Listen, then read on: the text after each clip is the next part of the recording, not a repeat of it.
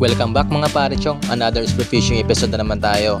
Sa mga bago pa sa channel ko, please subscribe and also papalo na rin po nating Facebook page at Juicefoy TV. To this video guys, tayo ay namana ng madaling araw at tayo ay nakahuli ng dalawang rainbow runner or salindato at nakahuli din tayo ng isang uri ng popper fish or putete na safe itong kainin. Ang tawag nito sa amin guys ay luto or sa English ay porcupine fish. At sa hapon naman tayo ay namana, tayo ay nakadali ng dalawang shark mackerel or lanuan or tawag sa amin ay baho-baho. Kaya tara guys, at samahan niyo ko sa pinabagong paghanda naman ng mga isda. Kaya tara, let's G!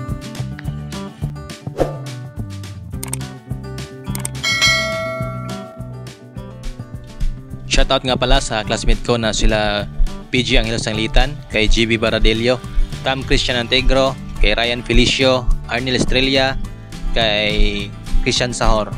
At shoutout din guys kay Nestor Bandrisa, kay Sir GC De La Piña, Antonio The Hunter Mix Vlog, Rinan Fishing Adventure, Linon's Fishing Adventures, kay Mills for Fishing TV, kay GR Silagan from Agusan del Norte, Vinovix Vlog, kay Craig Acusar Activities, Kalugod TV, kay Kuya Nor TV, kay Kapchuka Adventures, at shoutout din kay June Fishing TV. Maraming salamat po.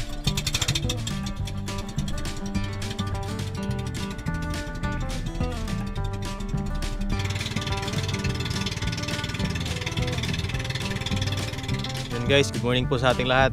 At ang oras po natin ngayon ay hindi pa po nag alas 6, nasa mga alas 5:30 pa po ng madaling araw. Kaya ayan, yung sikat ng araw sa ating likuran ay medyo mababa pa. So ayan, dito tayo magdadive sa spot na to kung saan tayo palagi nakahuli ng tangigi. Ayan, dito sa likuran natin. Gamit nga pala natin ngayon itong ating nabiling bagong diving knife natin. So ito lang muna yung diving knife natin sa ngayon kasi wala tayong budget. Nabili lang tayo natin sa halagang 18 pesos. At meron na rin tayong bagong gloves sa halagang 23 pesos. Ito yung medyo hindi siya makapal, sakto lang at flexible. So wala pa rin tayong dive body sa ngayon. At inagahan natin ang punta dito sa spot na to kasi magbabaka sakali tayo na makakita tayo ng pelagic dito ngayon. Kahapon nga pala nag-dive tayo dito. Hindi na ako nakapag-vlog kahapon kasi yung huli ko ay isa lang, isang shark mackerel. Kasi pumunta ako kahapon doon sa Hagukan spot, doon sa pinagkuhanan ko ng GT sa previous dive natin. Na zero ako doon kahapon, wala akong nahuli, kaya lumipat ako dito. Pero nung pagkalipat ko dito, late na ako, mga alas 5 na siguro yun ng hapon. Kaya isa lang yung napana ko dito kahapon, isang lanuan or shark mackerel. Ayan. So tara na guys, mag-dive na tayo at tingnan natin kung ano yung huli natin sa araw na to. So tara na, stay tuned.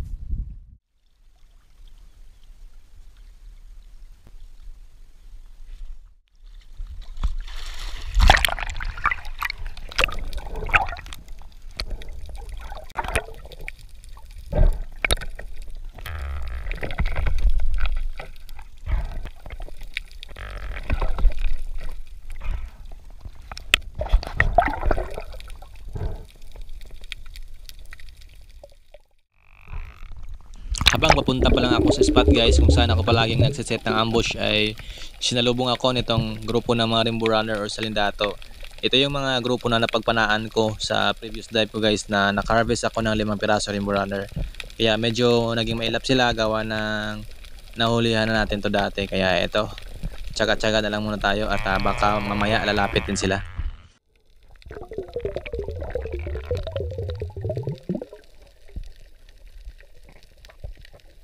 Pagkarating ko dito sa area guys ay pagkatapos kong magpahinga, ako ay nagset kaagad ng ambush. So dito ay nagabang-abang tayo, nagmasid-masid tayo sa paligid, baka merong pelagic na dadaan. Dito kasi ako palagi nakakita ng tangigi guys. Kaya ambush talaga yung pinakamabisa sa area na to. Baka kasi dadaan bigla yung tangigi. At ayan, magalaw yung camera natin kasi nagmasid-masid tayo. Hindi kasi natin alam kung saang anggulo dadaan yung tangigi. Kaya ito, tsaga-tsaga na lang muna tayo sa lingon-lingon natin, baka makatiming tayo. At habang ako ay naghihintay guys, napagdesisyonan ko na aahon na sana ako kasi mahaba na yung breath hold natin sa ilalim. At nang biglang may lumapit sa atin na 3 grupo ng rainbow runner, at buti na lang napana natin itong isa, kaya ito na yung ating naging unang isda sa araw na to.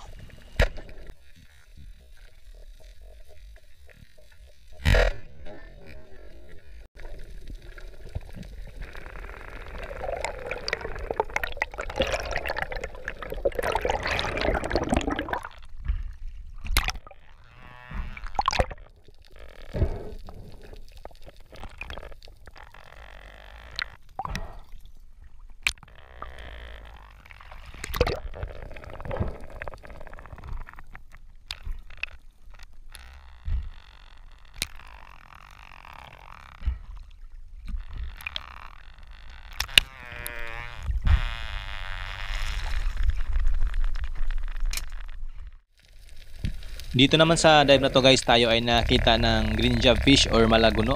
Sayang, mga 2 kilo na sana, kaya lang without a range. Hindi siya lumapit ng maayos, kaya hindi natin ma-meet yung gap na kinakailangan natin bago natin i-pull yung trigger. At kung panain man natin to, ay sayang lang, hindi natin matatamaan at mabubulabog lang yung isda. Kaya hindi ko muna na pinana, baka sa susunod lalapit na to sa atin ng maayos.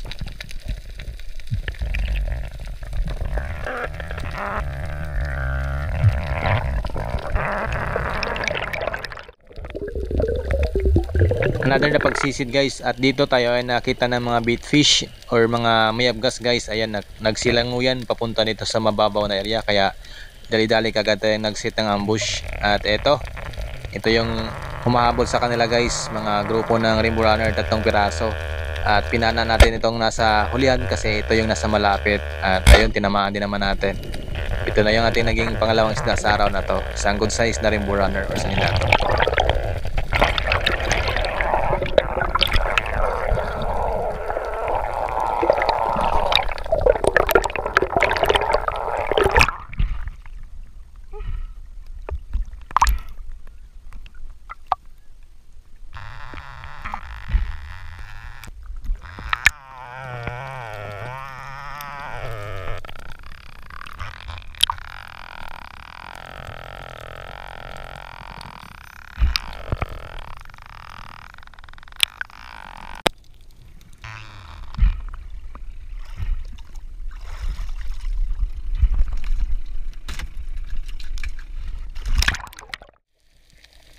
Dito naman sa dive na to guys, ako ay nagset ulit ng panibagong pag-ambush, at nung paglingon ko dito sa kanan ko ay eto, meron akong nakitang 2 juvenile na barracuda.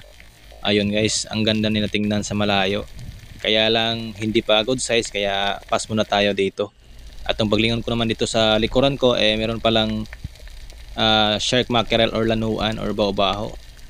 Ayan, hinintay natin na lumapit siya ng kunti. At nung pag-pull natin ng trigger ay ayun, hindi natin tinamaan guys. Yun pala, yung shop natin ay baliko. Hindi natin natuwid pagkatapos natin makatira ng rainbow runner.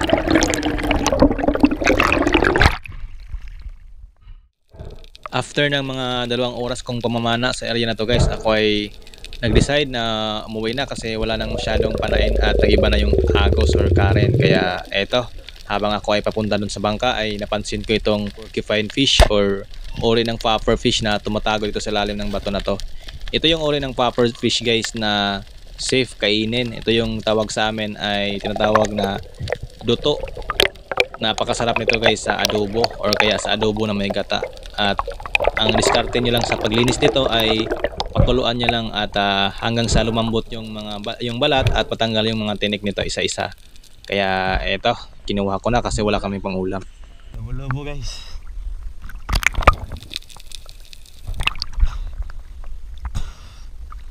Duto or porcupine fish. Kaulit nito ng popper fish guys, pero ito yung nakakain, hindi ito nakakalaso. Masarap to sa adobo, hindi malangsa.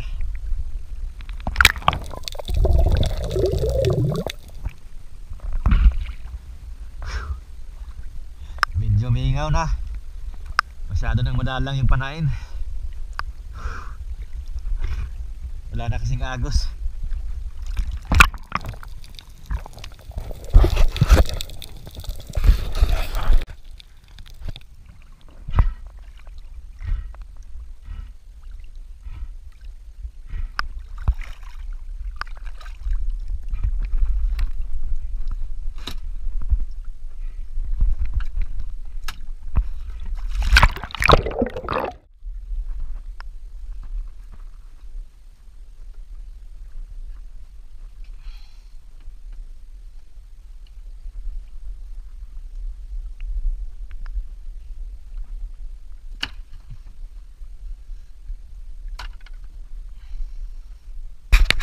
A few moments later.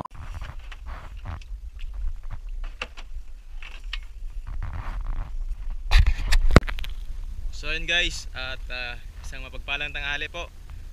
Bali, ito na yung karugtong ng ating video. Binalikan natin tong spot na to kung saan tayo namana kaninang madaling araw. Alas 2 na po ng hapon. Sana makaudali tayo ngayon dito. At andito na yung mga gamit natin. Yung kaninang isda nga palang hole natin, yung dalawang Rimbo Runner, ay bininta natin. Tayo ay kumita doon ng 170 plus. Dahil nagtimbang lang po ng 1.1 kg yung dalawa. At yung ano naman, yung porcupine fish natin or duto, inadobo namin ng papa ko para pangulam namin sa tanghali. So yan, continue tayo sa pagdive ito. Kanina kasi madaling araw, mabilis lang nagiba yung agos, biglang kumalma. Kaya ito, balikan natin yung hapon kasi maganda yung agos ngayon. Medyo pa-high tide siya pero sakto lang yung agos. Kaya sana mayroon tayong madali dito ngayon. So tara guys, at mag-dive na naman tayo. Si Jun.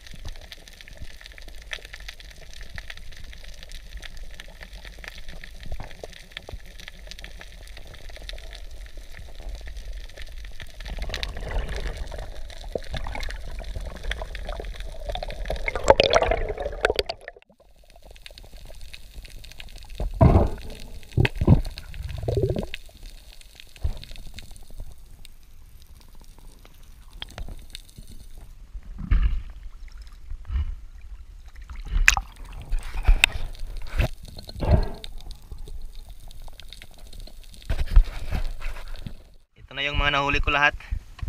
Bali nakadalawang shark mackerel lang tayo, or lanhuan, or ang tawag sa amin ay bao-baho. Dalawa lang. Hindi na tayo nakapana. Madilim na kasi si lalim. Wala na rin kasi nagpakitang pwedeng panain. Kaya uwian time na tayo. So, tara na. At uwi na tayo kasi masyado ng hapon.